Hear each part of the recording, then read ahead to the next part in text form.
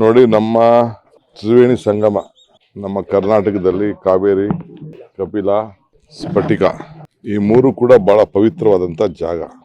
ನನಗೆ ನಮ್ಮ ಪೂರ್ವಜರು ಈ ಜಾಗದಲ್ಲಿ ಮತ್ತು ಆ ತಾಲೂಕಿಗೆ ಸಂಬಂಧಪಟ್ಟಂಥ ಟಿ ನರಸೀಪುರದ ಇದೆಯಲ್ಲ ಮರಳದು ತಲಕಾಡಿನಲ್ಲಿ ಗಂಗರದು ಒಂದು ದೊಡ್ಡ ಇತಿಹಾಸ ಇದೆ. ನಮ್ಮ ಅನೇಕರ ದಾಖಲೆಗಳಲ್ಲಿ ನಮ್ಮ ಪೂರ್ವಜರು ಕೂಡ ಅಲ್ಲಿಂದ ನಾಯಕತ್ವ ವಹಿಸಿದಂಥ ದಾಖಲೆಗಳು ಕೂಡ ನಮ್ಮಲ್ಲಿದೆ. ನಾನು ಹಿಂದೆ ಅದನ್ನು ಡೆವಲಪ್ಮೆಂಟ್ ಮಾಡಿಸ್ಬೇಕು ಅಂತೇಳಿ ನಾನು ಪ್ರಯತ್ನ ಮಾಡಿದ್ದೆ, ಬಟ್ ಮಾಡೋಕ್ಕಾಗಿಲ್ಲ. ಈಗ ಅದು ನಮ್ಮ ಅನೇಕ ಮಠಾಧೀಶರು, ಚಿನ್ನಗಿರಿಯವರು, ಸುತ್ತೂರಿನವರು, ಬೇರೆಯವರೆಲ್ಲ ಸೇರಿ ಅದನ್ನ ಪರಂಪರೆಯನ್ನು ಸ್ವಲ್ಪ ಬೆಳೆಸ್ಕೊಂಡು ಬಂದಿದ್ದಾರೆ. ಇದು ಯಾವುದಕ್ಕೇನು ಕಡಿಮೆ ಇಲ್ಲ. ನಾನು ನಿನ್ನೆ ರಾತ್ರಿ 10:30, 11 ಗಂಟೆಗೆ ನಾನು ಕೂಡ ಆ ಕುಂಭಮೇಳದಲ್ಲಿ ಸ್ನಾನ ಮಾಡಿದೆ. ನೀರು ಭಾಳ ಪವಿತ್ರವಾಗಿದೆ, ಇತಿಹಾಸ. ಸೊ ನಾವು ಅದನ್ನು ಉಳಿಸ್ಕೋಬೇಕು, ಬೆಳೆಸ್ಕೊಳ್ಬೇಕು. ಸೊ ಇದು ನಮ್ಮ ನಾಡಿನಲ್ಲೂ ಕೂಡ, ನಮ್ಮ ಭೂಮಿಯಲ್ಲೂ ಕೂಡ ಇಂಥ ಒಂದು ಪವಿತ್ರವಾದಂಥ ಜಾಗ ಇರೋದು ನಮ್ಮೆಲ್ಲರ ಭಾಗ್ಯ.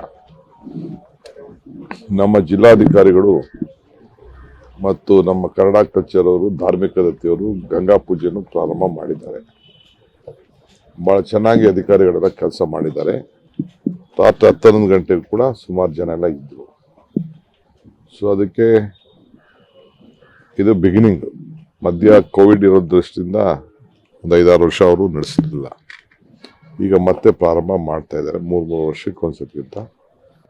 ಮುಂದಿನ ದಿನದಲ್ಲಿ ಸರ್ಕಾರ ಅದಕ್ಕೊಂದು ದೊಡ್ಡ ಮಾಸ್ಟರ್ ಪ್ಲಾನ್ ಮಾಡ್ತದೆ. ನಾನು ಕೂಡ ಕಾವೇರಿ ಆರತಿ ಬಗ್ಗೆ ನಮ್ದೊಂದು ಟೀಮ್ ಕಳಿಸಿಸ್ಬಿಟ್ಟು ಎಲ್ಲ ರಿಪೋರ್ಟ್ ಎಲ್ಲ ತರಿಸ್ಕೊಂಡಿದ್ದೀನಿ. ಈ ವರ್ಷ ಬಜೆಟಲ್ಲೋ ಇಲ್ಲಾಂದ್ರೆ ಬೋರ್ಡ್ನಲ್ಲೋ ಅದರಿಗೆ ಅಫಿಷಿಯಲಾಗೆ ಸೇರಿಸುವಂಥ ಕೆಲಸ ಮಾಡ್ತೀನಿ. ಇದು ಭಾಳ ಅವಶ್ಯಕತೆ ಇದೆ. ಯಾಕೆಂದರೆ ಸದ್ಯದಲ್ಲಿ ಕೂಡ ಒಂದು ವಿಶ್ವ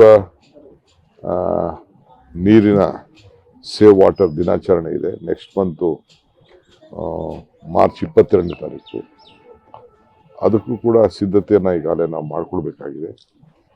ಬಟ್ ಇವತ್ತೇನು ನಮ್ಮ 3 ಜಾಗದಲ್ಲಿ, ನಮ್ಮ ತ್ರಿವೇಣಿ ಸಂಗಮದಲ್ಲಿ ಕುಂಭಮೇಳ ನಡೀತಾ ಇದೆ. ನಮ್ಮ ಜನರು ನಾವೇನು ಎಲ್ಲರೂ ಕೂಡ ಪ್ರಯಾಗಿಗೆ ಹೋಗುವಂಥ ಅವಶ್ಯಕತೆ ಏನಿಲ್ಲ.